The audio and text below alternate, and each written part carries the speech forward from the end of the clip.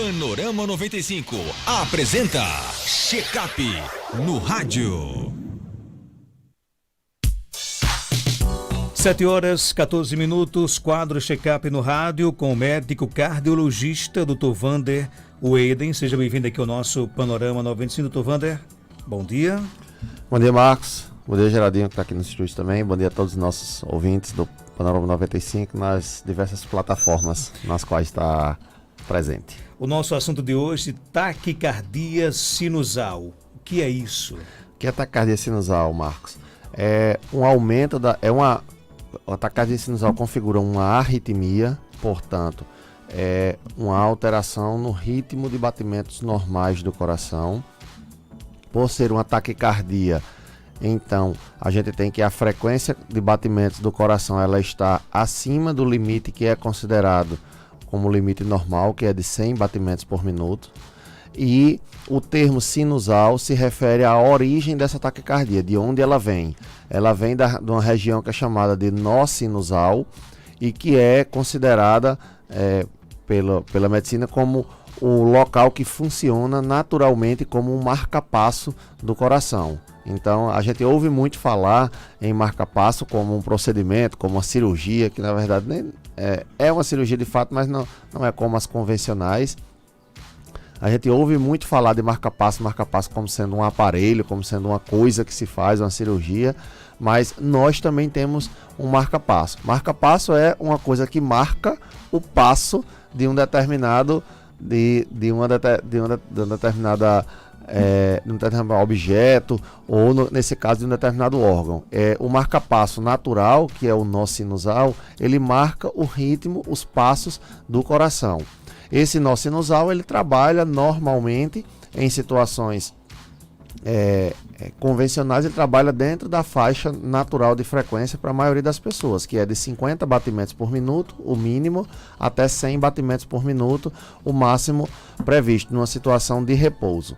O que acontece? Às vezes, em determinados momentos, a frequência cardíaca ela se eleva por uma necessidade do corpo ou por uma alteração que a gente pode considerar como doença de fato, e aí o coração ele aumenta a sua velocidade, ele passa a bater mais do que 100 vezes por minuto, e a causa disso é o próprio nó sinusal, o próprio marca-passo que está entendendo de alguma maneira que o nosso corpo está precisando disso. E aí nós estamos diante, então, do quadro de taquicardia sinusal. Mas é perigoso a taquicardia sinusal? Para a absurda maioria dos casos, para a grande maioria dos casos, não é uma condição que representa risco para os pacientes. Então, você pegar um eletrocardiograma, por exemplo, e encontrar lá esse diagnóstico de taquicardia sinusal, a gente diz que é o melhor dos achados que se pode ter. Diante de tantas outras arritmias que tem, essa é a melhor que se pode ter, porque ela é a que está mais ligada a determinadas condições fisiológicas.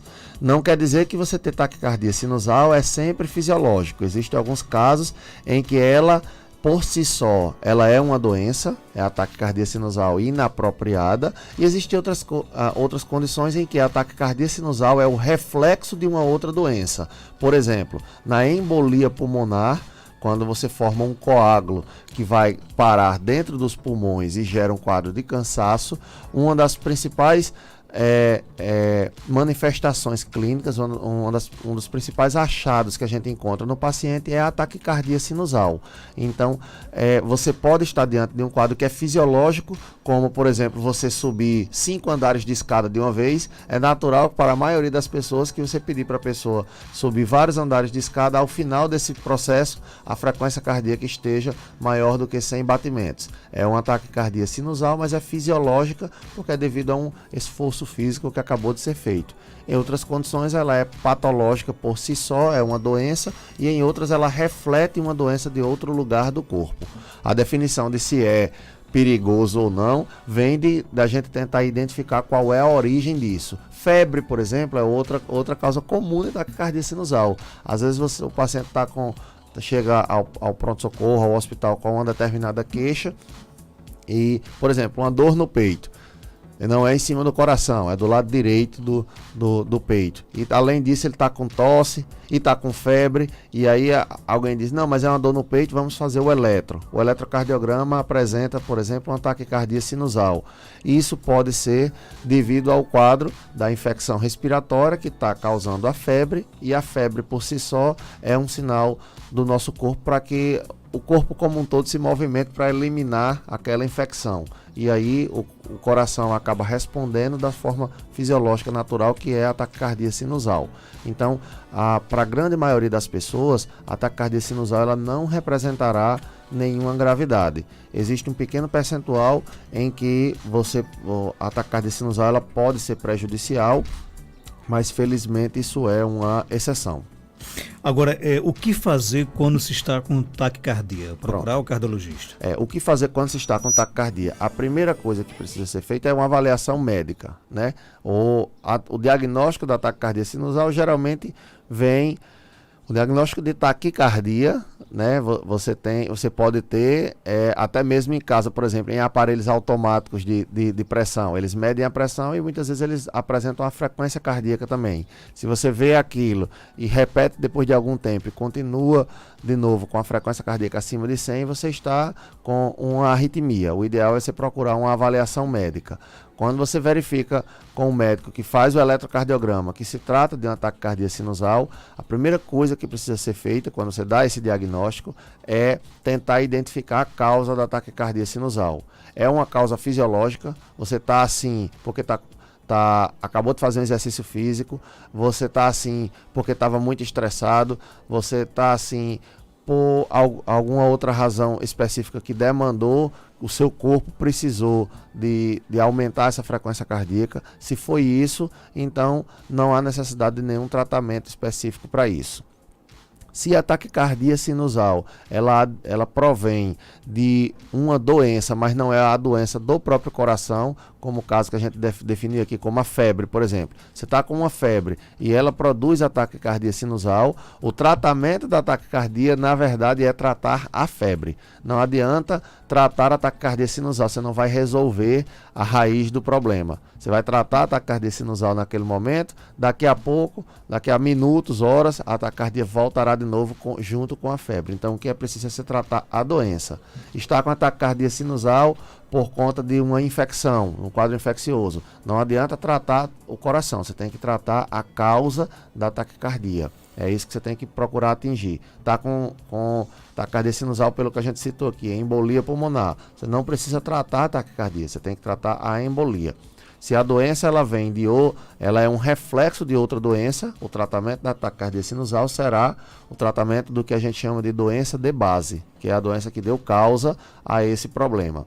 Se a taquicardia sinusal ela aparece por si própria, não tem nenhuma relação com um quadro fisiológico como o exercício físico e nenhuma outra doença, por exemplo, você está em repouso, sentado em casa, sem estresse nenhum, final de ano, está de férias nesse final de ano, está tudo tranquilo e a sua frequência cardíaca não está com febre, não está com infecção, não está com nada e a sua frequência cardíaca está 120, 130 batimentos, pode se tratar de um quadro de taquicardia sinusal inapropriada e este sim é uma condição que deve ser avaliada e tratada pelo médico cardiologista. Normalmente nessas condições o paciente não sofre nenhum risco de curto prazo, ele não vai ter a gente não visualiza o risco dele ter um infarto, dele ter uma parada cardíaca no dia seguinte, nas horas seguintes, mas a longo prazo, se ele permanece assim, nessa situação, por anos, décadas, você pode ter um prejuízo na função do coração com o passar do tempo. E o paciente pode apresentar, então,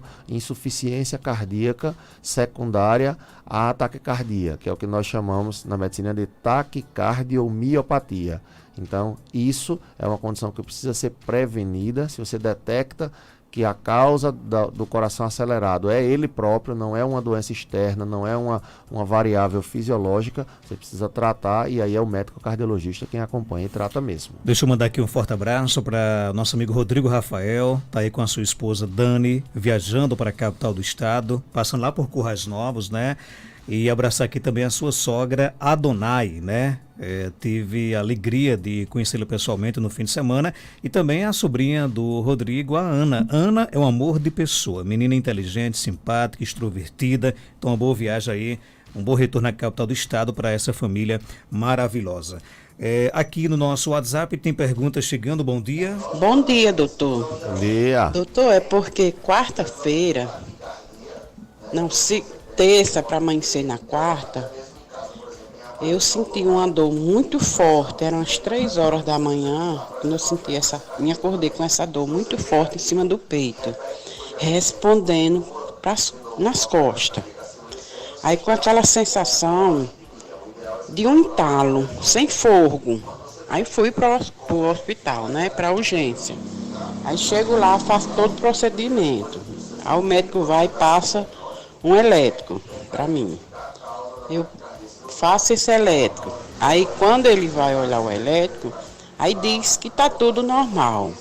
Mas só que 3 meses atrás, eu bati 2 elétricos, aquele médico de Currais Novos. Ele disse que meu coração estava crescido. Aí fez outro exame mais detalhado, coração crescido. Aí por que é que esse de sábado, esse de terça para amanhecer quarta, não deu nada? Eu fiquei assim, em dúvida. Por quê? Por quê, doutor Wander? Bom dia, existe aí nitidamente uma divergência de laudos, né? Se essa divergência tivesse sido de um dia para o outro, estaria mais configurado ainda o equívoco de uma das partes. Ou alguém errou ao dizer que tinha coração crescido, ou alguém errou ao dizer que não tinha, se fosse separado de um dia para o outro ou no mesmo dia. Como existe pelo que eu entendi, um espaço de 3 meses, se eu não me engano, aí entre um e outro, o que pode ter acontecido é esse diagnóstico ter sido dado em determinado momento por uma certa condição, né? E essa condição ao longo de 3 meses ela melhorou razoavelmente, digamos, e aí você entra dentro do que é considerado uma faixa de normalidade e isso permitiria ou manteria os 2 diagnósticos como corretos. Em um determinado momento você teve esse diagnóstico e alguns meses depois de feito o tratamento, faz o eletrocardiograma e ele dá um diagnóstico diferenciado, dá um diagnóstico como normal.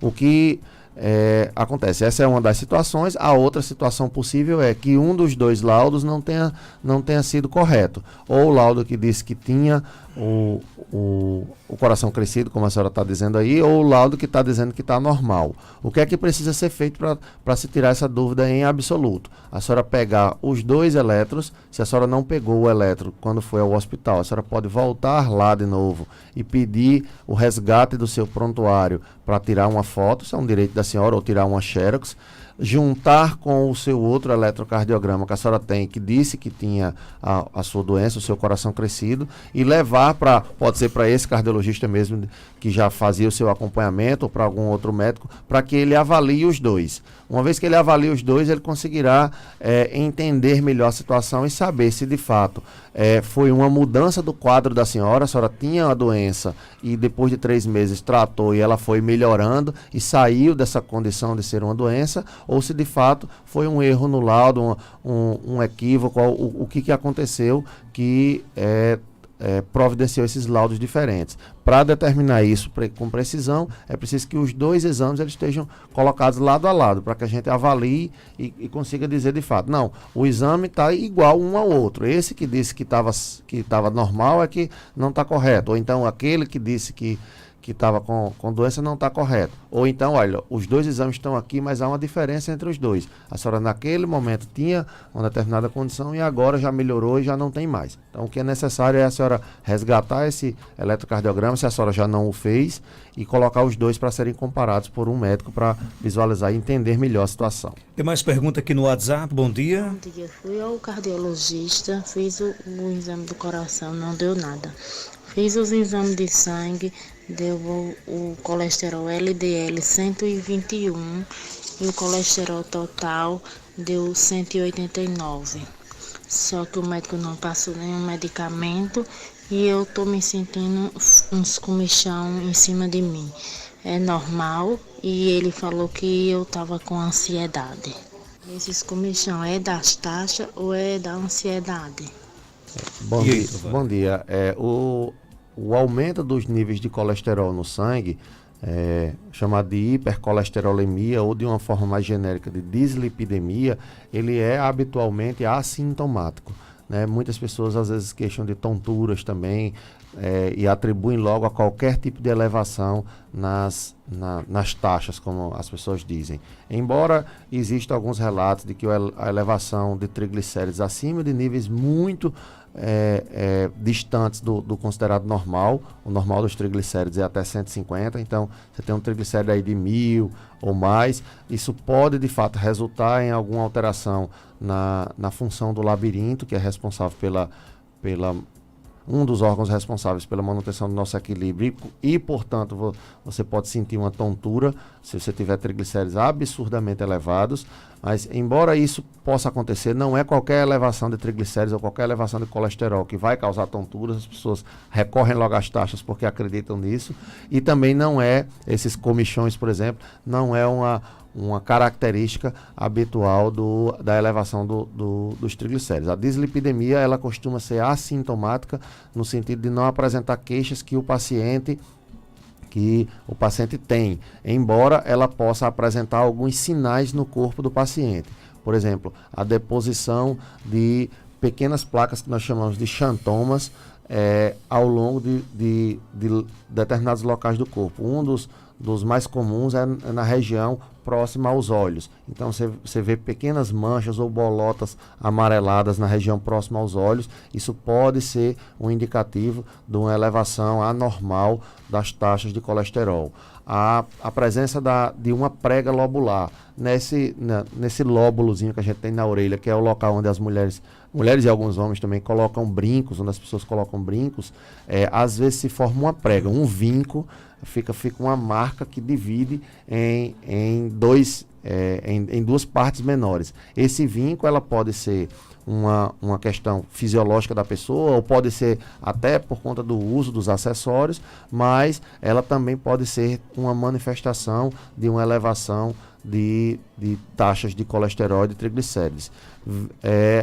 Praticamente, fora esses dois sinais que a gente se encontra, eu não tenho lembrança aqui de nenhum outro que costume ser atribuído de fato, do ponto de vista científico, à elevação dos triglicéridos e do colesterol. Então, esses comichões que a nosso ouvinte apresentou aí, eles devem ter uma outra causa. Se foi levantada aí a possibilidade de ansiedade, transtorno de ansiedade, deve ser investigado melhor, porque de fato é uma das doenças que podem causar essa manifestação de comichão. Normalmente, repetimos, a elevação de colesterol e a elevação de triglicéridos, ela costuma ser, na grande maioria dos casos, assintomática. O paciente não sente nada, só descobre ao fazer os exames. E daí que é tão importante, né? Mesma história da pressão alta silenciosa, né?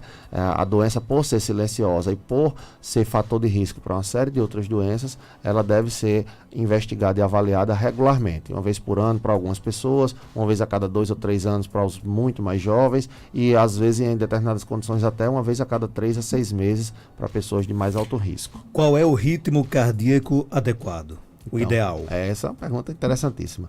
Tem relação, inclusive, com o nosso tema, que é o da taquicardia sinusal. O ritmo adequado, ou o ritmo considerado normal, é o ritmo sinusal, que é o ritmo que é comandado por esse nó sinusal que a gente falou agora anteriormente, que é o marca-passo natural do nosso corpo, com a diferença de que ele, em vez de estar acima de 100 batimentos por minuto, que é a taquicardia sinusal, ele está entre 50 e 100. É 60, é 80, é 90, 99, meu Deus, está 99 minha frequência, está dentro do limite da normalidade. Está 52 minha frequência, está dentro do limite da normalidade. Agora está 48 e você não toma nenhum remédio que possa causar isso, aí de fato a gente pode estar diante de um quadro de uma alteração, que no caso seria a bradicardia. Está 105, 110 e você não acabou de fazer nenhum exercício, não está preocupada, não se estressou, não teve nada, não está com febre, não tem uma outra doença que cause isso, pode de fato ser a taquicardia sinusal. Mas o ritmo normal do nosso corpo, a gente nasce com ele,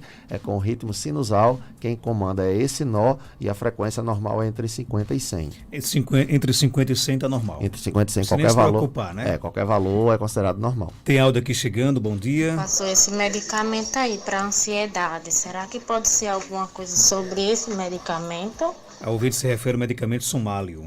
Sim, não, dificilmente essa medicação, apesar de a gente, se for olhar a bula, vai ter uma infinidade de efeitos colaterais devido a isso.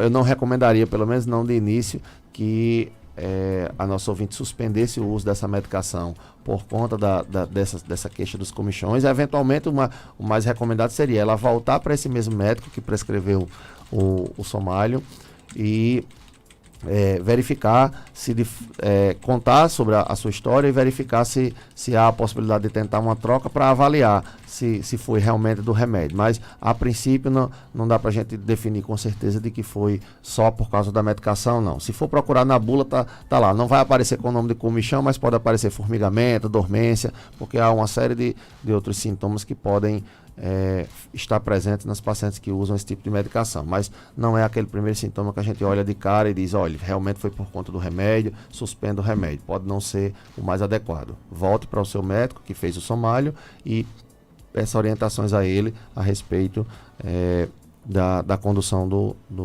uso dessa medicação. Tem mais pergunta? Bom dia, Marcos Gata, aqui é Giovaneide. Eu gostaria de saber do Dr. Wander, onde é que eu posso fazer esses exames que foi solicitado? E aí, doutor Wander? Bom dia. A gente vai entrar em contato, é uma paciente nossa, né? Você entra em contato com ela? Eu entro em contato Pronto. com ela para informar, para que a gente não faça nenhum tipo de diferenciação aqui, de exposição de determinados nomes. Pode deixar que a gente entre em contato com ela e responde para ela onde se pode encontrar esses exames. Doutor Wander, tem uma pergunta aqui do nosso vídeo, ele quer saber o seguinte: é verdade ou é mito que beber água assim que acordar em jejum faz bem ao coração? Não há nenhuma comprovação científica disso. Entretanto, existe uma questão que é engraçada, que é a plausibilidade, né? É bem plausível que isso não tenha nenhum efeito negativo para o corpo, uma vez que a água, a não ser para as pessoas que têm uma doença que tenha restrição absoluta de água e ele só possa tomar 500, 800, 1.000 ml por dia. Para esse grupo de pessoas, não. Mas para todas as outras pessoas, isso aí vai dar mais de 90% da população geral. Você tomar água não é uma atitude que vai lhe fazer mal. Pelo contrário, é uma atitude que tende a fazer bem. Então, acordar de manhã cedo e tomar um copo d'água a gente não presume que isso vai lhe fazer mal. Vai ser difícil que isso seja investigado do ponto de vista científico. Acho bem pouco provável, porque a chance de dar algum resultado, ou positivo ou negativo, né, você ter realmente uma grande diferença na vida por tomar água pela manhã, ou então você tem um grande prejuízo, a chance é muito pouca. Então é uma ação neutra em relação ao coração. Você tomar um copo d'água de manhã não vai lhe prevenir de um infarto e também não vai lhe causar uma doença grave no coração, mas como tomar água dentro de um contexto maior do dia todo, tomar água é uma ação que é recomendada para a grande maioria dos pacientes. Se a pessoa já tem essa prática, a gente recomenda que faça isso. Eu durmo com um copo d'água do lado na cabeceira da minha cama. O objetivo disso era que eu fosse tomando ao longo da noite, mas muitas vezes eu passo a noite todinha, não acordo nenhuma vez. Quando é de manhãzinha cedo, tá lá o copo, do mesmo jeito que ele dormiu, eu tomo ele todinho. Eu faço isso e não visualizo nenhum risco para ninguém, e também não faço com a intenção de me prevenir de nenhum tipo de doença. É uma ação neutra, tá certo? Ela não vai lhe prevenir e também não vai lhe prejudicar de nenhuma forma. A água do limão em jejum ajuda a limpar as veias? Essa água do limão, rapaz, olha, ela obra milagres, viu? Tem gente que, olha, doutor, eu tomo 10 remédios e a água do limão? Eu tomo 10 remédios, quero tirar tudo porque eu tô tomando a água do limão e a água do limão vai resolver. É outra ação que é difícil de ser investigada e comprovada, porque simplesmente a gente não tem estudo, e é difícil que para você fazer isso, seria preciso um estudo com alguns milhares de pessoas, um estudo controlado, onde você fornecesse água de limão para algumas pessoas e uma outra água com gosto de limão, mas que não tivesse nada do limão lá dentro, para outras pessoas, que é o que a gente chama de placebo, e você verificar então se havia diferença na vida dessas pessoas. Não, mais uma vez, é uma ação que eu considero como neutra, né? Eu não vislumbro nenhum prejuízo para as pessoas, elas tomando essa água do limão pela manhã. Eu não proíbo nenhum dos pacientes, aliás, eu não proíbo nada, né? A gente no papel de médico, a gente não tem poder de polícia para amarrar ninguém, para obrigar ninguém a fazer absolutamente nada, mas eu não recomendo a nenhum dos pacientes deixar de usar a água de limão. O que a gente faz e alerta a água do limão, do ponto de vista científico, ela não substitui os outros tratamentos convencionais, ela pode complementar. Se dentro da perspectiva do paciente ele acha que está melhorando depois que ele começou a tomar água do limão, pois continue a tomar água do limão, mas também siga as demais orientações a respeito da sua qualidade de vida, a respeito das medicações que foram prescritas, porque se foi esse conjunto todo, e tinha água do limão junto, mas se foi esse conjunto todo que fez você melhorar, então pode seguir adiante. É uma ação que eu considero neutra. Não há muita gente que toma água do limão para prevenir infarto, e isso a gente pode dizer, não acontece, tá certo? Olha, eu tomo água do limão porque me disseram que afina o sangue, que melhora as veias, que faz isso, que limpa, que serve para... Não há nenhuma comprovação científica de que a água do limão ela promova esses benefícios. Por outro lado, a água do limão também não tem, até onde me chega, não tem nenhum prejuízo, a não ser para algumas pessoas que sofrem de alguns efeitos gástricos e podem, de algumas doenças gástricas, e podem sentir o efeito da acidez do estômago, embora seja uma acidez baixa. A essas pessoas, elas podem ter algum efeito ali, algum sintoma de azia, alguma coisa do tipo, por ingerir essa água do limão. À exceção disso, não vejo nenhum prejuízo para uma pessoa que tome água do limão. Então eu não desestimulo ninguém a tomar. Apenas eu não recomendo como uma medida que vai prevenir alguma doença do coração, porque a gente não tem evidências para isso. Tem uma pergunta aqui que eu acho que a gente poderia até deixar para os outros programas como tema, né? Se você concordar. O ouvinte Daniel César, ele pergunta o seguinte: qual por exemplo, se submeter a uma situação de adrenalina é benéfico para o coração? A gente pode tratar disso nos outros programas? Eu acho um tema interessante. Ele até coloca aqui o parque de diversão, por exemplo, a montanha-russa. Ótimo. Faz bem ou mal? Faz bem ou faz mal ao coração. A gente, se não tiver nenhum problema para ele, a gente comenta disso, inclusive, na semana que vem. Deve dar um... Dá. A gente falar sobre a adrenalina. A gente pode falar sobre a adrenalina na semana que vem. Pronto, não tem fechado, problema nenhum. Estou vendo até 2020. Até 2020, Marcos, se Deus quiser. Abraço forte. Feliz ano novo para você, para Geraldinho, para todos os familiares, toda a equipe aqui do 95, para todos os nossos queridos ouvintes que nos acompanham ao longo desses, acho que já vão 3 anos já, Marcos, né, ao longo desse tempo todo que a gente tem estado aqui. Que é bom duro, né? É uma grande satisfação para a gente estar aqui fazendo essa participação no seu programa durante esse tempo inteiro, e esperamos que em 2020 a gente continue com essa parceria e com toda a população ao nosso lado, interagindo com a gente aí, fazendo essas perguntas que dão sentido a tudo isso.